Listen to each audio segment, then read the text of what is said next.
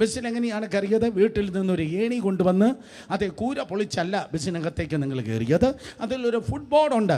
ആ ഫുട്ബോർഡിലൂടെയാണ് സ്തോത്രം അതെ നമ്മൾ ഉള്ളിലേക്ക് കയറിയതുപോലെ സാത്താൻ ബന്ധനങ്ങൾ നിങ്ങളിലേക്ക് കൊണ്ടുവരുന്ന ഫുട്ബോർഡാണ് പാപം എന്ന് പറയുന്നത്.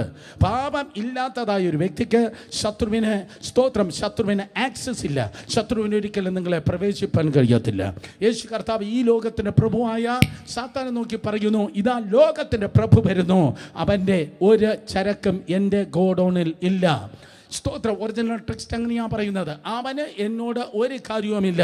വിശ്വാസത്തിൻ്റെ നായകനായ യേശു പറഞ്ഞു, ലോകത്തിൻ്റെ പ്രഭു വരുന്നു, അവന് എന്നോട് ഒരു കാര്യവുമില്ല. ആ പ്രാഗൽഭ്യം നമുക്കുണ്ടാകണം. ഇതാ ലോകത്തിൻ്റെ പ്രഭുവായ സാത്താൻ വരുന്നു, അവൻ്റെ ചരക്ക് എൻ്റെ ജീവിതത്തിൽ ഇല്ല. യേശുവിൻ്റെ നാമത്തിൽ ഫ്രീഡം, ക്രിസ്തു യേശുവിലുള്ള സ്വാതന്ത്ര്യത്തിൽ ജീവിക്കണമെങ്കിൽ പാപം നിന്റെ ലൈഫിൽ ഇല്ലാതിരിക്കണം.